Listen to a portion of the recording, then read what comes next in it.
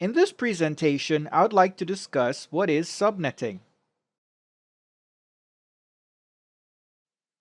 Here we have the network ID 172.16.0.0 and the prefix length is /16.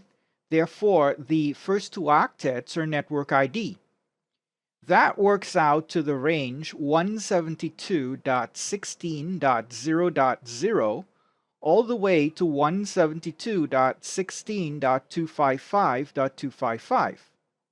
Now you already know that these two IP addresses are not valid IP addresses. They are in fact the network ID and the directed broadcast IPs. The valid IP addresses are in between the two of them, but for the purpose of this discussion, I'll leave them in there.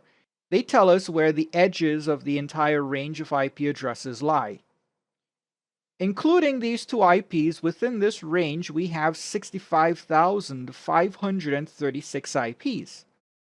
If I assign this network ID to a network in my environment, therefore, I'm assigning 65,536 IPs.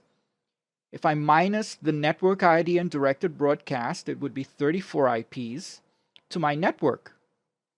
Do I have use for all of those IP addresses? Unless I have an incredibly large network, probably not. So this is where subnetting comes into play.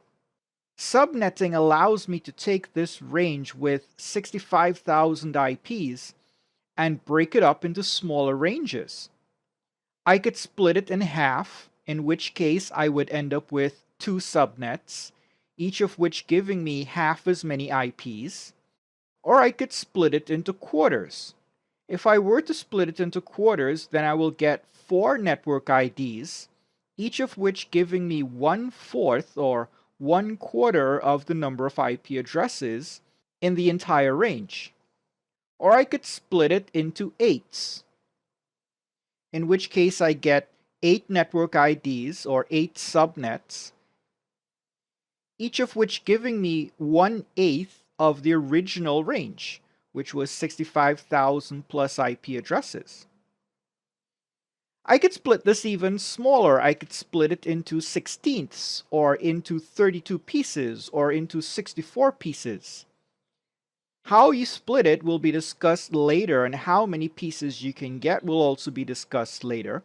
But the bottom line here is that subnetting is taking a range of IP addresses and breaking it into smaller ranges of IP addresses so you can be more efficient in your allocation of IP addresses.